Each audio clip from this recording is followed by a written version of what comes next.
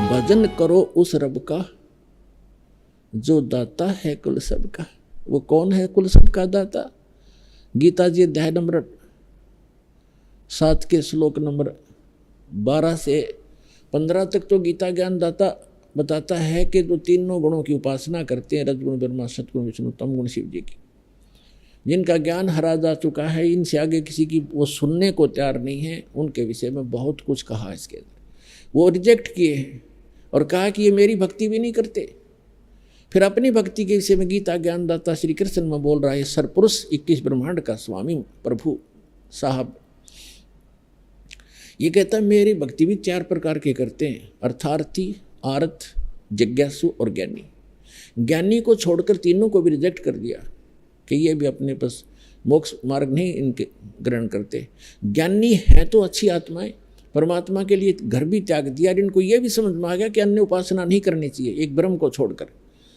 अब जैसा उनको ज्ञान है कि एक भगवान की भक्ति से ही मोक्ष होगा, वो भगवान उन्होंने ब्रह्म मान लिया। ऋषियों को ज्ञान नहीं मिला क्योंकि सतगुरु नहीं मिले। गुरु बिन काहू न पाया ज्ञान ना, जो थो था भूसड़े मूड किसाना। गुरु बिन वेद पढ़े जो प्राणी, और समझे न सार रहे ज्ञानी। तो गीता ज्ञानदाता कहता है कि ये महापुरुष जो ज्ञानी है ये तो है तो उदार। ये मेरा मत है कि ये मेरे विचार में ये है तो अच्छी आत्मा, लेकिन इनको तत्वदर्शी संत ना मिलने से ये मेरे वाली अनुत्तम गति में स्थित रहे। इनकी भी जन्म मृत्यु समाप्त नहीं हो सकती, क्योंकि गीता ज्ञानदाता स्वयं कहता है गीता अध्याय नंबर 2 के श्लोक नंबर 12 में, गीता अध्याय नंबर 4 के श्लोक नंबर 5 और 9 में, गीता अध्याय नंबर 10 के श्लोक नंबर 2 में कि अर्जुन तेरे और मेरे बहुत जन्म हो चुके हैं, तू नहीं जानता मैं जानता हूँ। और अपना मंत्र बताता 8वें अध्याय के 13वें श्लोक में, ओम इति का एक अक्षरम ब्रह्म विवरण माम अनुसमरणीय प्रियाति तजन देहम से आती परमाम गतिम। मुझ ब्रह्म का एक ओम मंत्र है, इसकी साधना करने वाला जो करता हुआ शरीर छोड़कर जाता है तो ओम से मिलने वाली ब्रह्म गति को प्राप्त होता है। जो ब्रह्म की साधना वो ब्रह्म लोक में जाता है। गीता अध्याय नंबर 8 के श्लोक नंबर 16 में कहा है, ब्रह्म लोक पर्यंत भी, ब्रह्म लोक में गए हुए भी पुनरावृत्ति में है, जन्म मृत्यु में आते हैं।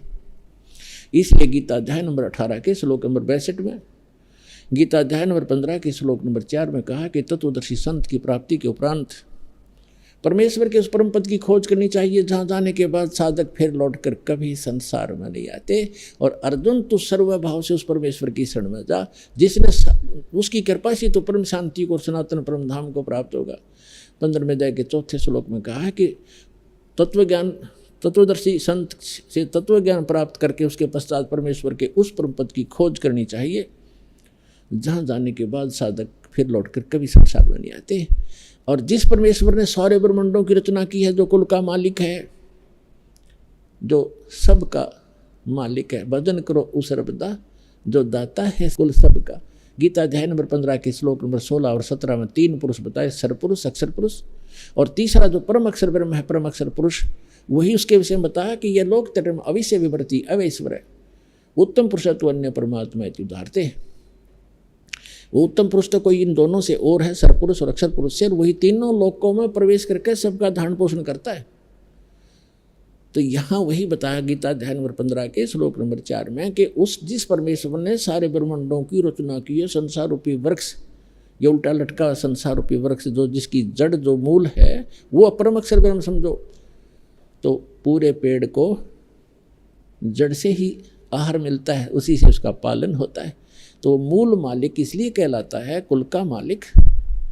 भजन करो उस रबदा जो दाता है कुल सबदा, वो सबका दाता है।